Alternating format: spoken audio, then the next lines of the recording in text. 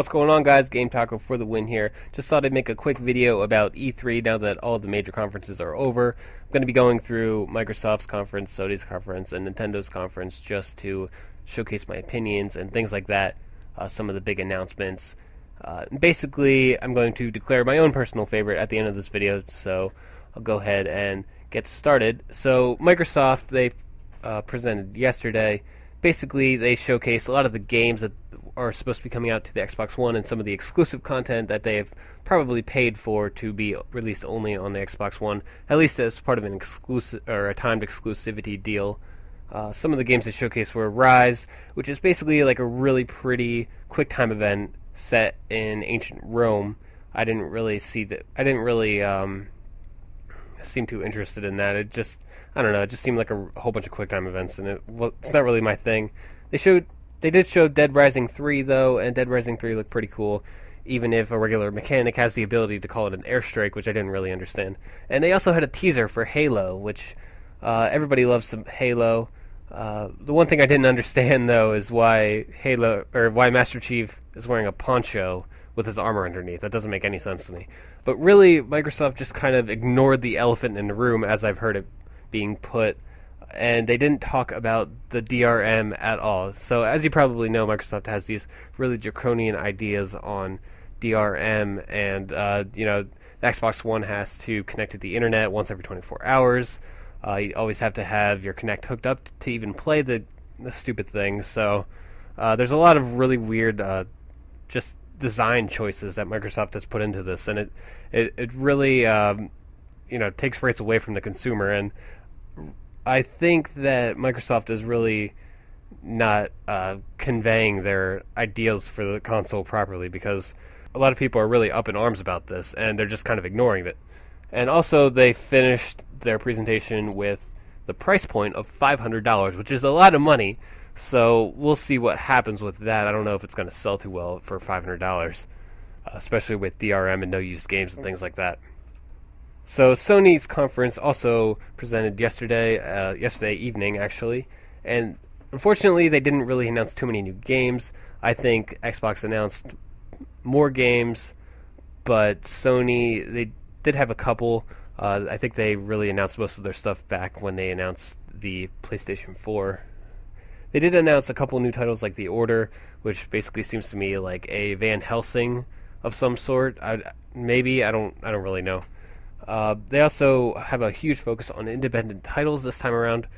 So I guess the PlayStation Store, or PlayStation Network rather, has the ability to like self-publish independent titles, which is huge for independent developers. So games like Don't Starve are going to be on there, things like that. They also showed Destiny, which is Bungie's latest game they've been developing for the past few years, and it looks really similar to Borderlands. Just from my perspective, it seemed like a really serious Borderlands, but of course I didn't play it, so I don't really know what to expect from this yet. It looks alright, who knows. But really the finale of the Sony conference was the end, where Sony just took a whole bunch of shots at Microsoft and the Xbox One. They had several slides just saying, we don't have any DRM, we allow used games, and then they put the final nail in the coffin, so to speak, and they are selling the PlayStation 4 for only $400, which is, it just gives a huge advantage to Sony right out of the gate. It's like the war is already done and over with before it even started. The whole $100 less than the Xbox One, and it's just a wonderful way to end a presentation. It really makes me optimistic about the future for the PlayStation 4. And they also showed Final Fantasy 15, or as it was previously known, Final Fantasy Versus 13, which is a huge deal for a lot of people, but it's really kind of a niche audience that really likes those kind of games. So Nintendo was the last company to have, the last of the big three really, to make their presentation. They weren't actually at E3 on stage at all, but they did have a Nintendo Direct earlier this morning. Now, I missed the first 15 minutes of it, so I had to go back and watch it after it was uploaded to YouTube. So basically, it was just a pain in the ass to even get connected to this thing. So that was kind of a disappointment. They started off by showing some games like Mario Kart 8, which basically has these new anti-gravity racing things, like you could race on on the walls and on the ceiling and things like that. Who knows how that's going to play out? It does look really nice compared to previous Mario Karts. Obviously, it's taking advantage of the Wii U's graphical capabilities. We'll see if it's as balanced or anything when it releases, and it releases, I believe, spring 2014 is the scheduled date, so we'll probably see it like April of next year or something like that. They also announced and revealed Super Mario 3D World. So Super Mario 3D Land was a 3DS entry into the Mario series, Mario franchise, and basically it's like a quick, like on-the-go Mario game. Like the levels are short, you know. I personally never played it because I don't have a 3DS, but I heard good things about it, and I'm a little disappointed that its 3D World now has moved on to home consoles like the Wii U, because I really wanted something a lot bigger, a lot more on the scale of Super Mario 64 or Super Mario Sunshine or Super Mario Galaxy, but instead we're treated to like a multiplayer, like a game that focuses on multiplayer rather than single player Mario, where you have these. Well, I can't really say along the size of the stages or like short or anything because I haven't played it and they only showed so much of it. But it doesn't seem like it's as epic or as grand as Super Mario 64 and things like that. So that's kind of disappointing. They also revealed a new power-up, which is the cat. Not really sure what to think of the cat suit for Mario. It doesn't really fit in the universe at all, but we'll see how it goes. It seems interesting nonetheless. I really just think the game is much too safe, and they didn't really take any risks with it, which kind of disappoints me. But it will be fun to play with families, I'm certain. People that have brothers and sisters that want to play video games with each other. That'll be wonderful, and I think that will really work well in those environments. Nintendo also revealed Retro's super secret project, so to speak, and unfortunately, much to my dismay, it's only another Donkey Kong game. I know Donkey Kong Country Returns on the Wii was good. That was Retro's last outing for Nintendo consoles, and this time they are making a sequel to that. I guess it's called Donkey Kong Country Tropical Freeze, where Donkey Kong has to battle with like Viking walruses or something like that. It's really silly. Donkey Kong Country Returns wasn't bad by any means, and they just made a 3D version on 3DS. But it just seems kind of overkill. Like, why didn't they take advantage of one of the many other IPs, like Metroid or Star Fox or F-Zero or something, and make something that more people will actually enjoy, probably. The hardcore fans that want really core Nintendo titles. I don't understand why they did that, but I'm sure Tropical Freeze will be alright. It'll probably sell a lot, or decently at least.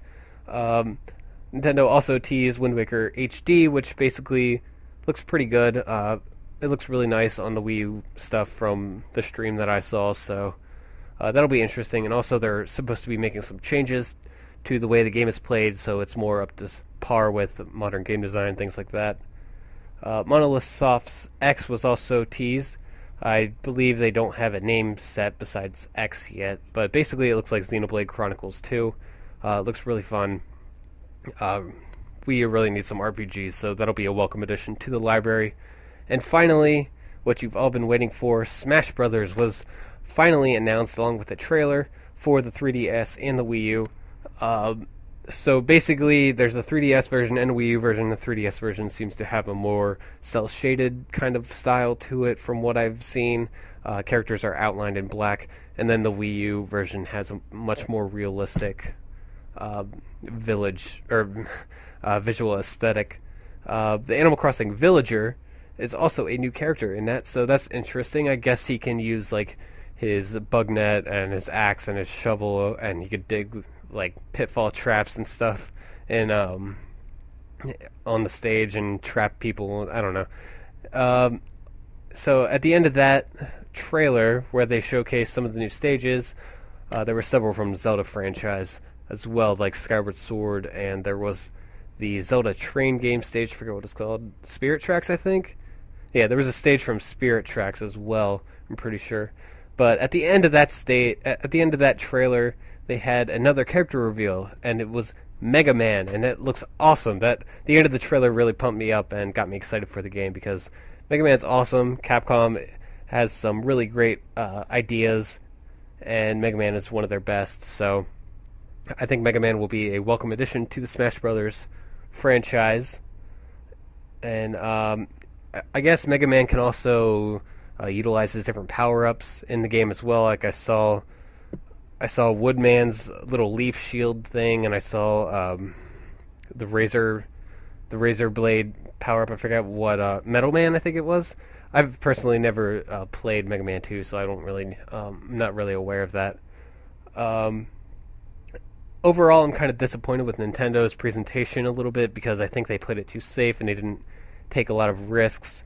I really would have liked to see a new IP or something to that effect, something that really showcases how their design aspirations come into play with the Wii U and things like that. But overall, in this E3, I think Sony takes the cake for sure, easily, just wipes the floor completely clean because their PS4 sounds really amazing, and it's only $400, and there's no DRM or anything like that. So that's really a great surprise. I'm sure it's going to be an awesome console when it releases later this year. I'm definitely going to try to pick one up as soon as I can.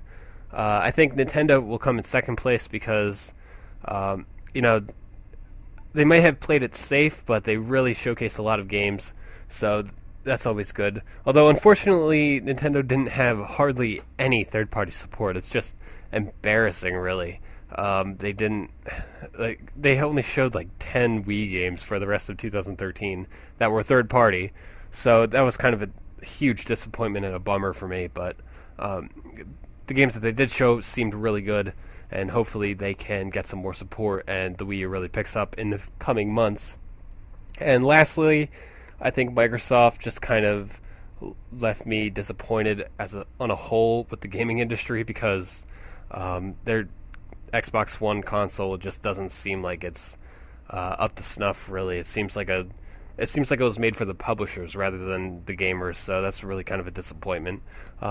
Anyway, this is Game Taco for the win. This is my little recap of E3 and their presentations on Microsoft, Sony, and Nintendo. So hopefully you enjoyed this, and if you did, please feel free to subscribe and check out my channel for more gaming videos and things like that. So I will talk to you guys later. Peace.